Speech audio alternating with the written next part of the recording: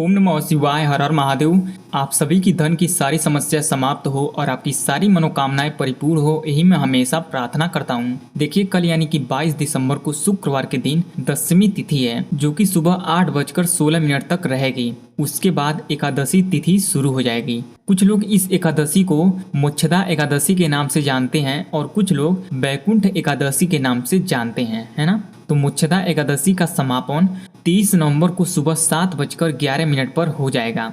पारण का समय 23 दिसंबर को दोपहर 1:05 से शुरू होगा और 3:12 तक रहेगा। इसी के बीच आप पारण कर सकते हैं। बस आपको इस विशेष उपाय को एकादशी पर कर लेना। आपके जीवन से सारे दुख दरिद्रता समाप्त हो जाएगी, जीवन सफल हो जाएगा, तरक्की मिलेगी, धन की प्राप्ति होगी, इच्छाएं भी पूरी होगी। बस आप इस विशेष उपाय को एकादशी पर कर लेना। आपके जीवन से सारे दुख दरिद्रता समाप्त हो जाएगी, जीवन सफल हो जाएगा और तरक्की मिलेगी, धन की प्राप्ति होगी, साथ ही इच्छाएं भी पूरी होगी।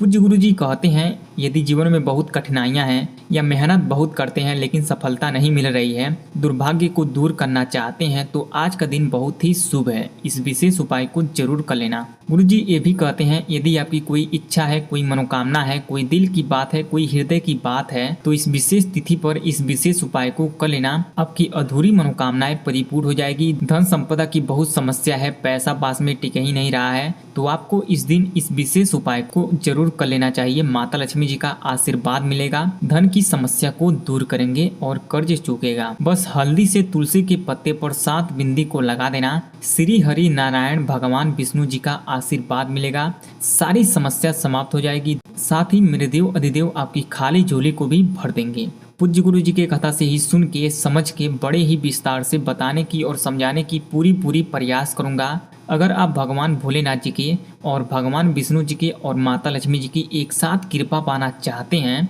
तो आज का दिन बहुत ही शुभ है। इस दिन इस विशेष उपाय को जरूर कर लेना, क्योंकि एकादशी का दिन है। आपकी सारी समस्या समाप्त हो जाएगी, आपकी इच्छाएं परिपूर्ण हो जाएगी। तो वीडियो पसंद आए तो वीडियो को लाइक करें। ऐसी और वीडियो के लिए चैनल को सब्सक्राइब करें और कमेंट में जय महादेव, जय महालक्ष्मी, जय भगवान विष्णु अवश्य लिख दें। गुरुजी कथा में बोले हैं, यदि जिस किसी व्यक्ति के घर में कलेश है, यानी कि छोटी छोटी बातों पर ही लड़ाई झगड़े हो जाते हैं, कभी बहू सास में, कभी पति पत्नी में, है ना, तो उन लोगों को इस एकादशी पर इस विशेष उपाय को जरूर कर लेना चाहिए। जी हाँ, कलेश भी समाप्त होगा, घर में सारे सदस्यों के बीच में प्यार बढ़ेगा। देखिए, इस पूरे वीडियो में पूज्य गुरु जी के बताए गए 3 बहुत ही खास उपाय को बताऊंगा। वीडियो को पूरा जरूर देखिएगा। पहला उपाय बहुत ही खास है और दूसरा उपाय चमत्कारी है और तीसरे उपाय को करने से जीवन से दुर्भाग्य दूर होगा, किस्मत चमकेगी, मनोकामनाएं परिपूर्ण हो जाएगी। तो पूज्य गुरु जी के बताए गए 3 उपाय में से पहले उपाय को समझ लेते हैं कि इस उपाय को कैसे करना है, मिलेगा क्या, बेनिफिट क्या होगा। देखिए, इस उपाय को करने के लिए आपको सबसे पहला चीज लेना है हल्दी। जी हाँ, आपको 1 चम्मच हल्दी को ले लेना है। देखिए, हल्दी का इस दिन बहुत ही महत्वता है। और आपको 9 काला तिल को लेना है और आपको 1 पात्र में शुद्ध जल को ले लेना है अपने घर से ही। समझ गए। चलिए, अब इस उपाय को कहाँ करना है। देखिए, इस उपाय को तुलसी की जड़ में करना है। कैसे करना है ध्यान से सुनिएगा और समझने की कोशिश कीजिएगा। देखिए, इस उपाय को पूज्य गुरु जी ने सुबह में ही करने के लिए बोले हैं, तो सुबह 11 बजे के अंदर ही इस उपाय को कर लेना है। जी हाँ, किसी भी एकादशी के दिन आप सुबह 11 बजे के अंदर इस विशेष उपाय को कर सकते हैं, है ना। यदि आप सुबह 11 बजे के अंदर इस विशेष उपाय को नहीं कर पाते हैं, तो आप शाम को भी कर सकते हैं। लेकिन जो लोग शाम को करेंगे उनको प्रदोष काल में करना है। जिनको नहीं पता है कि प्रदोष काल कब है, उनको बता देता हूँ कि सूर्यास्त के 45 मिनट पहले और सूर्यास्त के 45 मिनट बाद के समय को प्रदोष काल कहते हैं। इसी 1.5 घंटे के बीच में करना है। लेकिन जो लोग शाम को करेंगे उनको तुलसी जी का परिक्रमा को नहीं करना है, बस आपको इतना ही ध्यान देना है। समझ गए। चलिए, एक बात और बोल देता हूँ कि एकादशी 30 नवंबर तक रहेगी, है ना। अब इस उपाय को कैसे करना है। देखिए, सबसे पहले हल्दी में इस लोटे के जल में से थोड़ा सा जल मिला लेना है। देखिए, गुरुजी ने कैसे कैसे बताए हैं, वैसे वैसे ही आपको बताने की, समझाने की कोशिश किया हूँ, है ना। अब देखिए, इस हल्दी को अनामिका वाले उंगली से, जी हाँ, दाहिने हाथ के अनामिका वाले उंगली से इस हल्दी को लगाना है और इस हल्दी से तुलसी जी के गमले पर, जी हाँ, देखिए तुलसी जी का गमला है, यहीं पर आपको बिंदी को लगाना है। कितनी बिंदी को लगाना है, तो 7 बिंदी को लगाना है। देखिए स्क्रीन पर आप देख सकते हैं कुछ इस प्रकार से आपको 7 बिंदी को लगाना है। देखिए स्त्रियां इस विशेष उपाय को करती हैं तो फल की प्राप्ति 100 गुना बढ़ जाती है ना। और जब भी आपको एक बिंदी को लगाना है तो ओम तुलसियाय नमः, ओम नमो भगवते वासुदेवाय नमः मंत्र का स्मरण कर लेना है।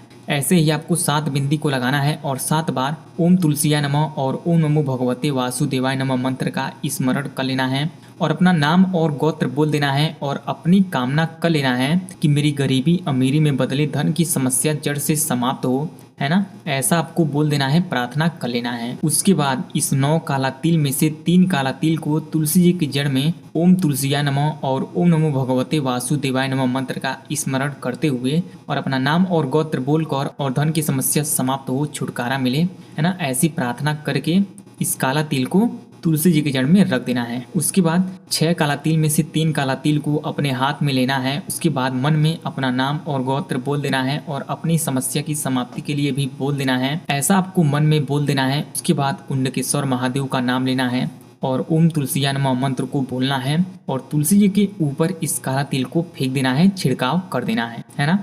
उसके बाद इस 3 काला तिल को अपनी कामना करके, है ना, अपनी कामना करके और अपना नाम और गोत्र बोलकर इस लोटे के जल में डाल देना है। उसके बाद इस लोटे के जल को हाथ में लेकर तुलसी जी का 11 बार परिक्रमा कर लेना है ना। देखिए 11 बार परिक्रमा कर लेना है। बहुत सी ऐसी मेरी माताएं बहनें हैं जो तुलसी जी ऐसी जगह रख देती हैं जिनकी परिक्रमा करना संभव नहीं होता है ना। तो आप लोग क्या कर सकते हैं, इस लोटे के जल को हाथ में लेकर तुलसी जी के ऊपर से कुछ इस प्रकार से 11 बार घुमा सकते हैं, है ना। उसके बाद ओम नमो भगवते वासुदेवाय नमः मंत्र का जाप करके इस लोटे के जल को पीपल वृक्ष की जड़ में समर्पित कर देना है ना। कहीं भी हो पीपल का वृक्ष, लेकिन आपसे बड़ा होना चाहिए वो पीपल का वृक्ष, वहां पर जाकर इस लोटे के जल को समर्पित कर देना है। जी हाँ, एकादशी के दिन तुलसी की जड़ में जल को ना समर्पित करें, समझ गए। उसके बाद आपको एक मिट्टी का दिया लेना है। जी हाँ, आपको एक मिट्टी का दिया लेना है जो छेद ना हो, खंडित ना हो। उसमें 1 चम्मच घी को डालना है, उसमें गोल बाती को डालना है और इस दीपक को शाम के समय तुलसी जी की जड़ में प्रज्वलित कर देना है। ऐसा करने से भगवान विष्णु जी अधिक प्रसन्न हो जाएंगे, माता तुलसी जी भी प्रसन्न हो जाएंगी और आपको आशीर्वाद देंगे। जो भी लोग इस विशेष उपाय को कर लेते हैं, गुरु जी कहते हैं उनकी गरीबी जड़ से समाप्त हो जाती है और गरीबी अमीरी में बदल जाती है, धन की समस्या जड़ से समाप्त हो जाती है। अब दूसरे उपाय को समझ लेते हैं। देखिए इस उपाय को वही लोग करेंगे जिनको माता लक्ष्मी जी का आशीर्वाद चाहिए। यदि घर में कलेश है तो समाप्त हो जाएगी। इस विशेष उपाय को करने से परिवार में प्यार बढ़ेगा, पति पत्नी में प्यार बढ़ेगा। तो इस विशेष उपाय को कैसे करना है, आपको लेना है 2 आटे का दिया। जी हाँ, आपको अपने घर से ही 2 आटे का दिया बना लेना है। देखिए आटे का दिया इसलिए लेना है क्योंकि आटे के दिया को बहुत ही पवित्र दिया माना गया है और आटे के दिया से दीपक प्रज्वलित करने से फल की प्राप्ति भी बहुत ही जल्दी होती है, समझ गए। और आपको 2 बाती को लेना है, एक लंबी बाती और एक गोल बाती। ऐसा क्यों, वो मैं आगे वीडियो में बताऊंगा।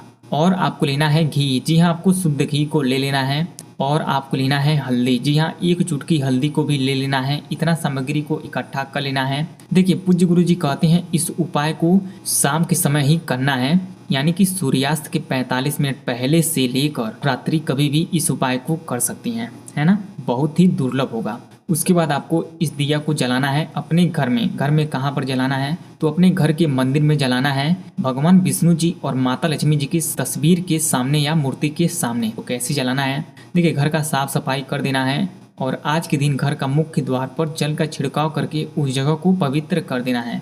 यदि आप घर का साफ सफाई नहीं कर पाते हैं तो आप अपने घर के मुख्य द्वार पर थोड़ा सा जल का छिड़काव करके अपने पूरे घर को पवित्र कर सकते हैं, है ना। और आपको एक छोटा सा पीला वस्त्र को लेना है। जी हाँ, रुमाल जितना बड़ा ही पीला वस्त्र ले लेना है। उसके बाद क्या करना है, अपने घर के मंदिर में बिछा देना है, रख देना है। उसके ऊपर भगवान विष्णु जी के फोटो को रख देना है, माता लक्ष्मी जी के फोटो को रख देना है या मूर्ति को रख देना है। देखिए पीला वस्त्र भगवान विष्णु जी को बहुत ही प्रिय है। हो सके तो आप सुबह जब स्नान कर रहे हैं तो पानी की बाल्टी में 1 चुटकी हल्दी डालकर स्नान करें, इससे जीवन पवित्र हो जाता है। हो सके तो आज के दिन पीला रंग का वस्त्र भी धारण करें, भगवान विष्णु जी प्रसन्न होते हैं। देखिए जिसमें भगवान विष्णु जी और माता लक्ष्मी जी एक साथ हों उसी तस्वीर को लेना है और इस उपाय को करना है। उसके बाद दोनों दिया को यहाँ पर रखना है। देखिए एक दिया को भगवान विष्णु जी के सामने और एक दिया को माता लक्ष्मी जी के सामने रखना है। देखिए आज के दिन 2 दीपक प्रज्वलित करने से भगवान विष्णु जी और माता लक्ष्मी जी एक साथ प्रसन्न हो जाती हैं। देखिए माता लक्ष्मी जी के सामने वाले दिए में लंबी बाती को डालना है और भगवान विष्णु जी के सामने वाले दिए में गोल बाती को डालना है। उसके बाद इस हल्दी में से थोड़ा सा हल्दी यानी कि आधा चम्मच हल्दी को अपने हाथ में लेना है और दिए के ऊपर से 7 बार या 9 बार घुमा लें, है ना। लेकिन जितनी बार आपको घुमाना है, यदि आप 7 बार घुमा रही हैं तो 7 बार ओम नमो भगवते वासुदेवाय नमः मंत्र का स्मरण करना है ना। और अपनी कामना करके और अपना नाम और गोत्र बोलकर और घर में सुख शांति हो, कलेश समाप्त हो, परिवार में प्यार बढ़े, ऐसा बोलकर इस जलते हुए दीपक में इस हल्दी को डाल देना है। अब इस बचे हुए हल्दी को क्या करना है, अपने हाथ में लेना है और लक्ष्मी जी के सामने वाले दिए के ऊपर से घुमाना है 7 बार या 9 बार। लेकिन जितनी बार आप घुमा रही हैं उतनी बार ओम महालक्ष्मी नमः मंत्र का स्मरण कर लेना है और अपनी कामना करके पति पत्नी में प्यार बढ़े ऐसा बोलकर और परिवार में प्यार बढ़े ऐसा बोलकर इस जलते हुए दीपक में इस हल्दी को डाल देना है। अब तीसरे उपाय को समझ लेते हैं कि इस उपाय को कैसे करना है। देखिए इस उपाय को करने के लिए आपको लेना है 1 चम्मच हल्दी। जी हाँ, 1 चम्मच हल्दी को ले लेना है। देखिए हल्दी का आज के दिन बहुत ही महत्वता है। और आपको लेना है 3 काला तिल और आपको लेना है एक छोटे से कलश में जल। अब इस सभी सामग्री को लेकर चले जाना है पीपल पेड़ के नीचे। जी हाँ, देखिए आपको उस पीपल वृक्ष के नीचे जाना है जो मंदिर के आसपास हो, है ना। और गुरुजी साथ में ये भी बोले हैं कि ऐसे पीपल वृक्ष के नीचे जाना है जो आपसे बड़ा हो, जिसकी परछाई या छाया आप पर पड़ सके। समझ गए? ऐसे ही पीपल वृक्ष के नीचे इस विशेष उपाय को करना है। वहां पर जाने के बाद इस विशेष उपाय को कैसे करना है ध्यान से सुनिएगा और समझने की कोशिश कीजिएगा। देखिए इस काला तिल को इस लोटे के जल में डालना है और पीपलेश्वर महादेव का नाम ले लेना है और अपना नाम और गोत्र बोल देना है।